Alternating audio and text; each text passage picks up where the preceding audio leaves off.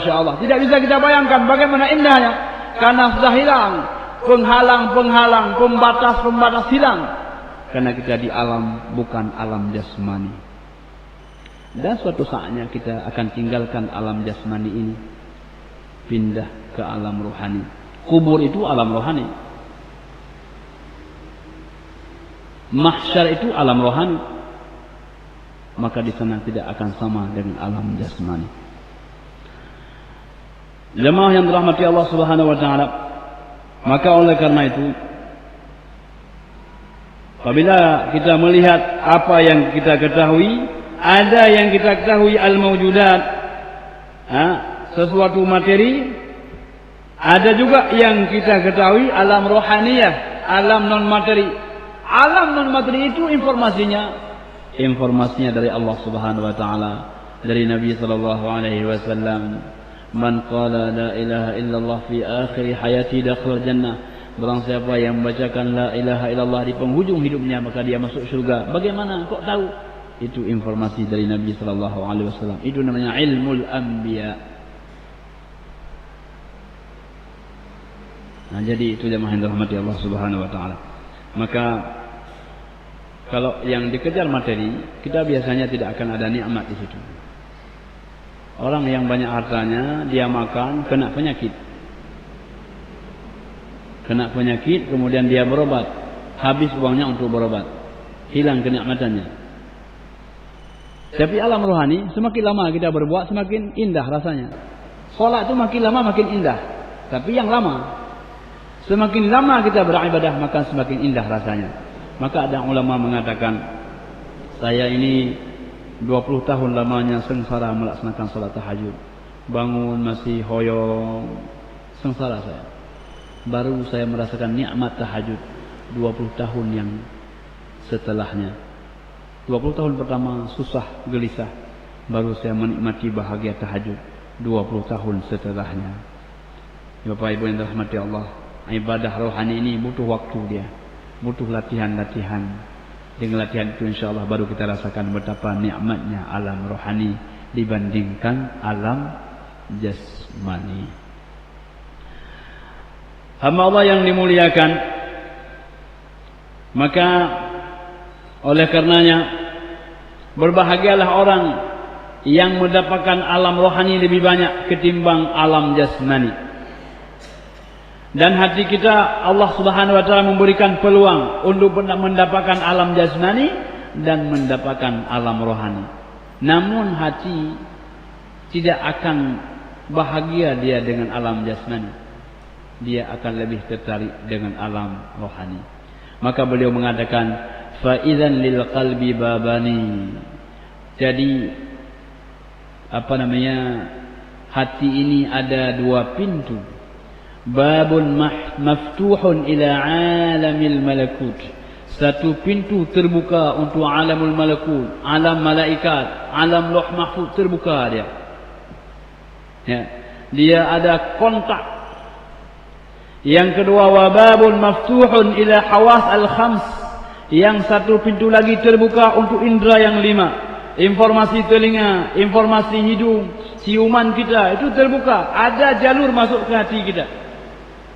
Satu jalur masuk dari atas, alamul malakut, informasi-informasi dari Allah Subhanahu wa taala.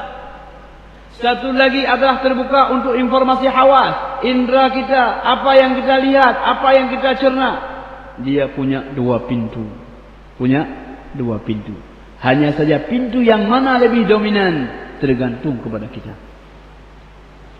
Kalau kita lebih kepada alam materi, maka yang terbuka adalah pintu indera kita. Tapi kalau kita lebih pada alam rohani, maka lebih kepada alam al-malakut. Ada kenikmatan, ada keindahan, ada kebahagiaan yang tidak dirasakan oleh orang-orang yang tidak mengamalkannya. Pernah kita contohkan adalah Asiyah, istri Firaun. Saya baca pada sebuah tulisan istri Firaun ini, ketika Firaun mengetahui bahwa Asiyah beriman kepada Allah Subhanahu wa taala, dia katakan, ambil Asiyah, bawa dia ke padang pasir, pakukan ujung jari-jarinya dan pakukan ujung kakinya. Pakukan, darah bercucuran, Asiyah dihadapkan ke matahari. Dalam seperti itu Allah Subhanahu wa ta'ala mengirimkan gambar-gambar surga kepada Asiyah. Gambar-gambar surga. Asiyah yang sakit karena darah bercucuran itu, dia lihat gambar-gambar surga itu. Indahnya tersenyum Asiyah, enaknya luar biasa. Itu gambar. Gambar-gambar surga itu enaknya luar biasa, nikmatnya luar biasa. Bagaimana gambar bisa nikmat? Itu namanya pintu al-malakut. Kata Fir'aun, Asiyah itu pingsan mungkin. Sampai dia ketawa, dia tidak sadar itu. Fir'aun tidak tahu kalau itu adalah pintu malakut sudah dibuka oleh Allah Subhanahu wa ta'ala, menikmati sesuatu yang tidak dinikmati oleh Fir'aun. Jadi oleh karena itu Bapak Ibu yang hadir di masjid ini, mungkin ada yang menikmati, yang orang bilang di luar, ngapain orang duduk-duduk di masjid? Apa enaknya? Duduk saja kan lebih enak, kita makan-makan. Sementara kita yang menikmati i'tikaf di masjid ini merasa indahnya bersama Allah Subhanahu wa ta'ala, indahnya di rumah Allah Subhanahu wa ta'ala. Jadi itulah pintu yang dibuka, pintu al-malakut, yang tidak dirasakan kecuali oleh orang-orang yang mendekatkan diri kepada Allah Subhanahu wa ta'ala. Hamba Allah yang dimuliakan, maka oleh karena itu ada alam yang nyata, ada alam yang tidak nyata. Rasulullah sallallahu alaihi wasallam bersabda, "Sabaqal mufarridun." Qila wa man hum al-mufarriduna ya Rasulullah? Qala al-mutanazzihuna bi dzikrillah ta'ala.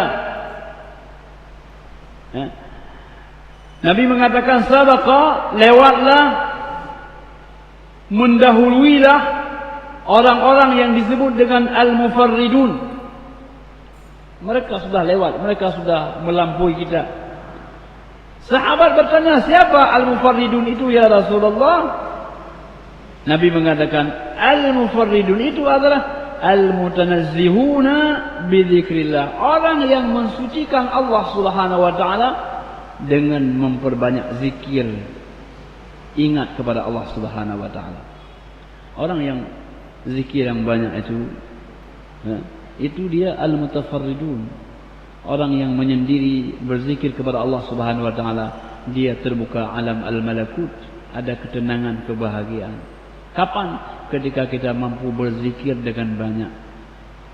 Nabi mengatakan uzkurullah, atau ingatlah kepada Allah, uzkurillah, ingatlah kepada Allah, hatta yuqala laka majnun, sehingga orang bilang engkau gila. Subhanallah, subhanallah, subhanallah, subhanallah. Bapak itu sudah gila. Apa dia sebut banyak kali? Kalau orang sudah menyebut kita gila, berarti kita sudah tidak lagi gila. Baru hilang gila kita kalau orang bilang kita sudah gila. Sudah gila. Berarti kita enggak gila lagi. Subhanallah, subhanallah, subhanallah, subhanallah, subhanallah, subhanallah. Orang mengatakan Bapak itu udah ngomong sendiri dah gila. Kabungu ya.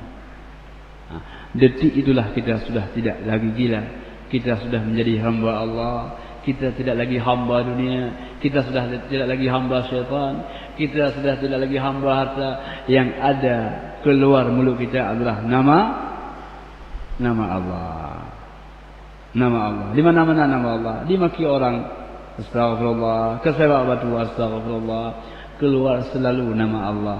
Sudah gila orang bilang, maka itu kita sudah menjadi sembuh dari gila. Maka sebulah Allah dengan nama yang banyak, hingga orang mengatakan engkau adalah orang gila. Baru kau nikmat rasa menyebut nama Allah. Sekarang kalau kita sebut nama Allah, nikmat tak? Allah. Kalau belum, itu belum. Allah biasa aja enggak. Sampai kita menikmati Allah. Nikmat itu kalau sudah dapat, berarti kita sudah menjadi hambanya. Maka baginda sallallahu alaihi wasallam, ya, kalau sudah menyebut nama Allah itu hilang semua ketakutannya. Sehingga dalam sebuah perjalanan beliau dari kota Makkah ke Madinah, ya, kan Abu Bakar itu kadang-kadang pergi ke depan, ke belakang, ke samping, ke kiri, ke kanan. Nabi mengatakan, Abu Bakar, kenapa kau kadang-kadang saya lihat ke samping, kadang-kadang ke depan saya, kadang-kadang ke belakang saya? Ya Rasulullah, saya khawatir kalau saya ke depan mungkin ada tombak yang akan melempar, jangan sampai mengenaimu ya Rasulullah. Kalau ke belakang saya takut ada tombak di belakang. Demikian kiri dan kanan ya Rasulullah. Sedangkan Nabi tidak pernah khawatir kepada itu, karena Allah bersamanya. Wallahu yu'simuka minan nas. Allah selalu menjagamu dari manusia.